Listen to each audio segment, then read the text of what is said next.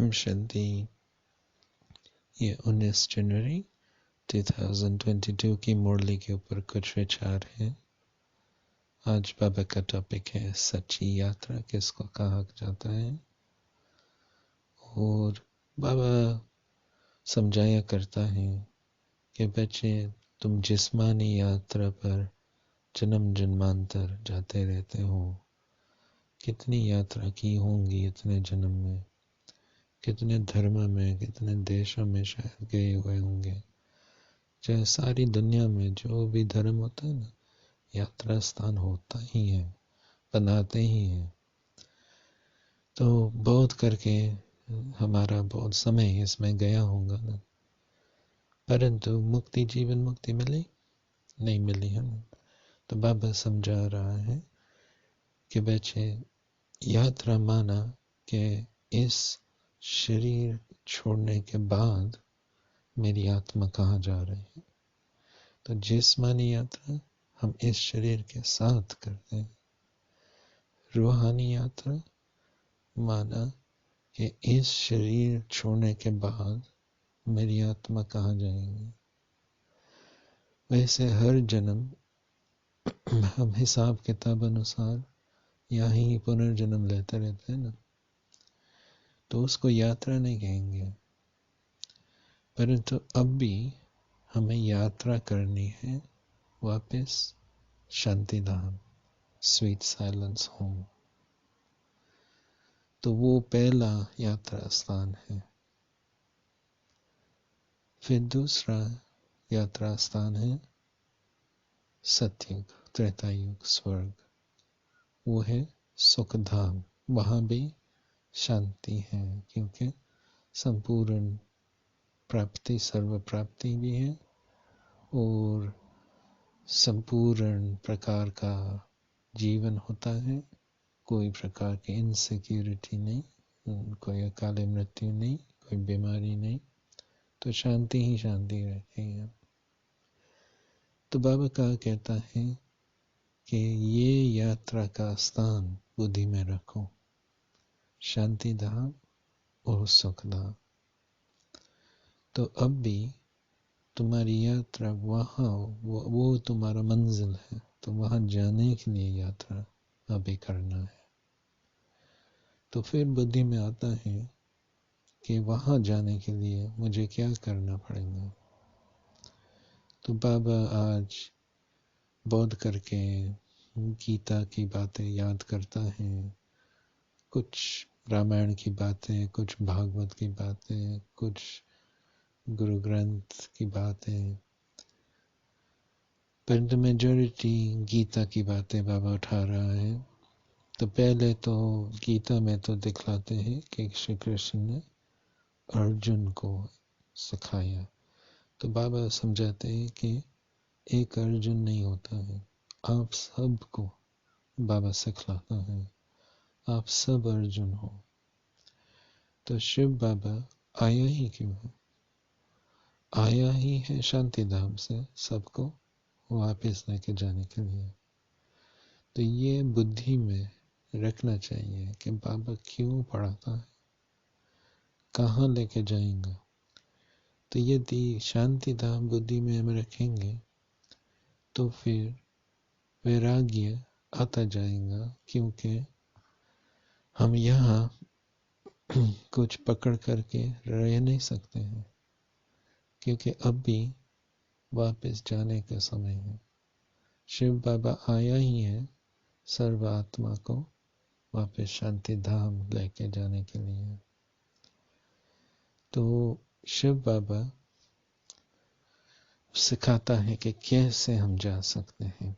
तो बाबा समझाता है कि तुम्हें अभी कर्मातीत बनना पड़ेगा।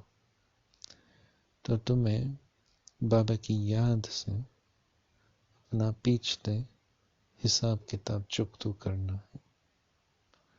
तुम बच्चों को अभी पवित्रता धारण करना है। तुम बच्चों को ज्ञान रतन से भरपूर होना है और तुम बच्चों को आशीर्वाद इकट्ठा करना है। तो फिर शांति धाम, सुख धाम में आप जा सकेंगे, वो यात्रा आप कर सकेंगे। इसमें ये बात मिसिंग होगी तो आप नहीं जा सकेंगे। तो इसलिए बाबा ये सिखाता है कि कैसे वो ये सच्ची यात्रा करो। तो इसमें थकना नहीं है। तो पहले तो बाबा का ज्ञान, क्योंकि बाबा सेवा जो देता है वो हमें स्वीकार करना है। तो बाबा मुख्य तो टीचर बन करके सेवा करता है, और फिर बाबा को याद करेंगे तो बाबा की मदद बहुत मिलती है, शक्ति मिलती है, और हमारा विकर्म विनाश भी होता जाता है। यही विकर्म विघ्न डालता रहता है, तो इसलिए वो मिटता जावे तो आत्मा फिर से चमकने लगेंगी, मुक्त होती जाएंगी।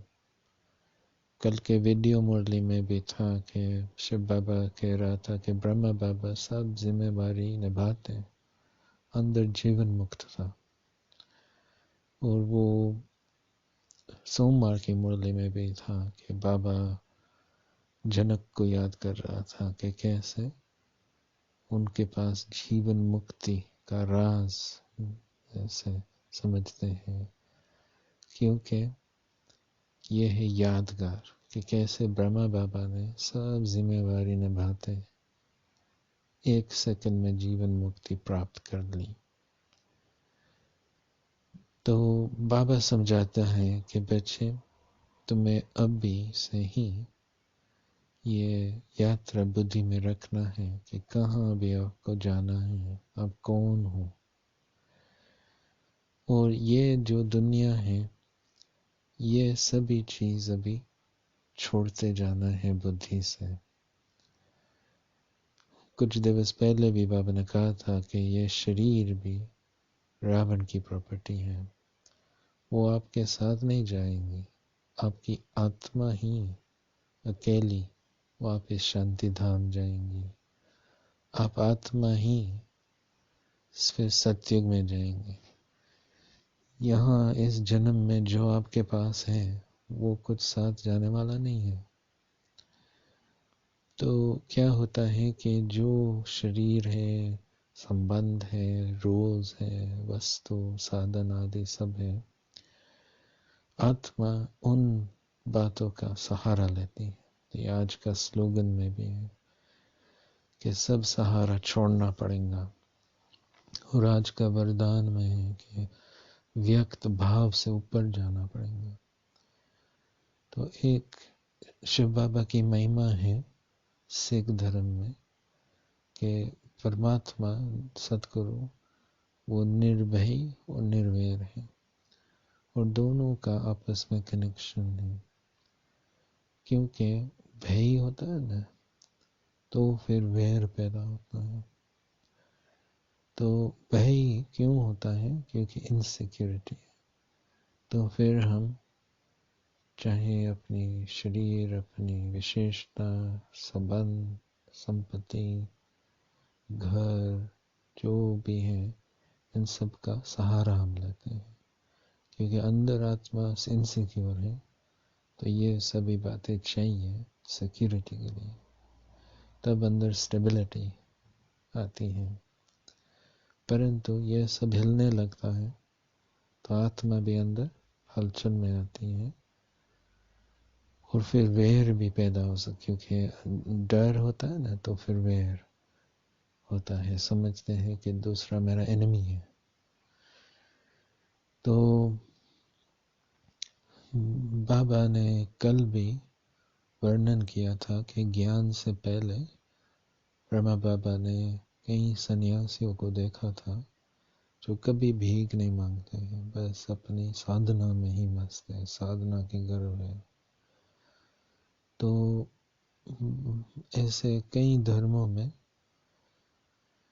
ऐसे मंक्स, नन्स होते हैं जिनका कोई पोजीशन का ख्याल नहीं है, वो बड़े नहीं बनते हैं धर्म में, क्योंकि अपना करियर नहीं समझते हैं, बस अपनी साधना। ऐसे कई सन्यासी भी होते हैं समझो पहाड़ी पर रहते हैं, केवल 1-2 फॉलोअर्स रखेंगे, ज़्यादा नहीं रखेंगे, क्योंकि समझेंगे कि मैं उनकी मुक्ति के लिए जिम्मेदार हूँ। तो हज़ारों फॉलोअर्स नहीं बनाएंगे, बस अपनी साधना, बस क्योंकि शो नहीं करना है, परंतु अपनी साधना में पक्के होते हैं। तो हम सबको बाबा ये कह रहा है कि इनसे सीखो, कि वो भगत भी, ऐसे कई धर्म में होते हैं ऐसे भगत जो इस दुनिया के सहारे नहीं लेते, बस जो भी उनके मन में भगवान का रूप है उस भगवान पर ही भरोसा रखते हैं, और अपने साधना में पक्के रहते हैं, निश्चय रखते हैं कि जो कुछ मुझे आवश्यक है वो अपने आप आ जाएगा। तो वो व्यक्त भाव से भी ऊपर चले जाते हैं। तो बाबा सिखा रहा है कि अब भी तुम्हारी यात्रा भी कहाँ जाने वाली है, तो तुम व्यक्त भाव से अव्यक्त भाव में आते जाओ, सब सहारे छोड़ते जाओ, और एक ही बाबा की याद के सहारा पकड़ो। Om Shanti. Om Shanti. These are some thoughts on the Murli of the 19th of January 2022. Today Baba's topic is the meaning of the true pilgrimage. We've been on so many pilgrimages for so many births, in so many different religions, and all of it is a memorial of the true pilgrimage of the confluence age. And what Baba explains to us is that the true pilgrimage is to think about what's going to happen to my soul after I leave this body. So rather than thinking about a pilgrimage in this life, it's about thinking about where my soul is going afterwards. So Baba is saying that your first pilgrimage is to the land of silence. That's your original home. And that this is now the time to go home. Shiv Baba has come to take us all back home. And that awareness helps us to focus, helps us to let go. So Baba is saying these old bodies, he said that a few days ago, that this body is Ravan's property. You've got to leave it behind for Ravan. And you, the soul, you're the one going back home into silence. So that first pilgrimage is going into silence. And for that we need to have cleared all of our karmic accounts. We need to have become completely pure once again. So Baba is saying that focus your mind on me. Your second pilgrimage is the pilgrimage to the land of happiness. And that's a place where there's true peace as well. Yesterday in the video Murli, Baba was saying that you have to have liberation in life from now. Brahma Baba was able to achieve that. And that was also on Mondays, in Monday's Sakar Murli as well, the concept of Jivan Mukti, and Baba was remembering King Janak from the scriptures. So this art of being able to take responsibility and be free on the inside, be light on the inside. And Baba is saying that that's the sort of peace you will have in the golden and silver age. You have no type of insecurity there. Everything is stable and permanent. And so Baba is saying that this is your pilgrimage destination now. You're going to that holy land of the soul world, the land of pure silence, the sweet home. And you're going into the sweet kingdom, the land of happiness. That's also a land of peace and security. And so now you've got to think about, well, how do you get there? What do you need to do to get there? And Baba's remembering many points from the Gita today.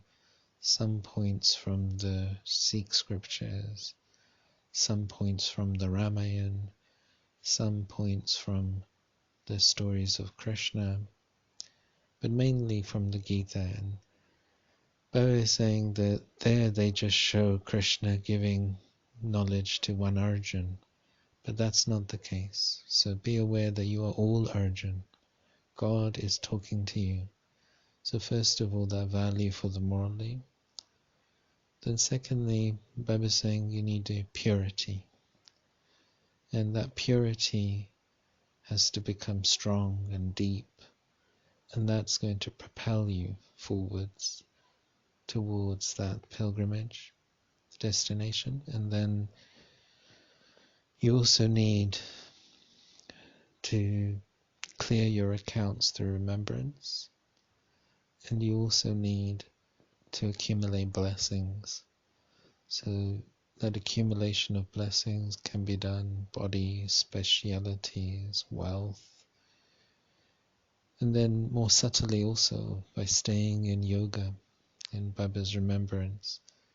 So in the blessing, in the slogan, Baba is really emphasizing these points that you have to go beyond this corporeal consciousness. Now you have to go back home, back to that destination. You've got to go to your angelic form. So we've got to shed the feelings of the corporeal body and corporeal relationships. And we also can only do that when we're letting go of all the supports down here. One of the praises that Baba's remembering today from the Sikh scriptures is that God is fearless and free from hate. And in Hindi it's Nirbhay, so Bhay, B-H-E-Y, that's a word for fear. And Nir means without, N-I-R, so Nirbhay, without fear. And Ver, so V-A-I-R, that means hate. So we have a brother in Madhaban called Nirver. So literally that means without hate. And so these two praises are right next to each other in the Sikh scriptures. That God is Nirbhay, without fear, and Nirver, without hate. And really the two are linked. That as long as we have fear, we will develop dislike, because we will need some supports to make us feel secure. And then if those supports are challenged, then we're going to dislike that. In yesterday's Murli, Baba was remembering sannyasis that he had seen in Bhakti that had no sense of taking from anyone. They had that pride in their meditation. There are some monks, nuns like that, that they are not interested in administrative positions, bureaucratic positions. It's not a career for them. They are just interested in remembering Christ or whatever spiritual practice they do. And they're just focused on that, and they don't need any other supports. So there are devotees like that too. And Baba's saying that you have to learn from them. You have to develop that sort of stage yourself. And so that's that stage that's going to take us back home. Because ultimately the soul is not needy. It's fine on its own. It's fine without the body. Fine without all the supports, all the facilities. The soul can exist without all of these things and is full and powerful. But do we believe that? Or do we think we need all these things and without them we're nothing? And it's that fear that can often be the reason why we're hanging on to many things. So as we develop our yoga, Baba was saying, accept the service that Baba's doing to transform you. Stay in remembrance, and then Baba will definitely continue to help you. Om Shanti.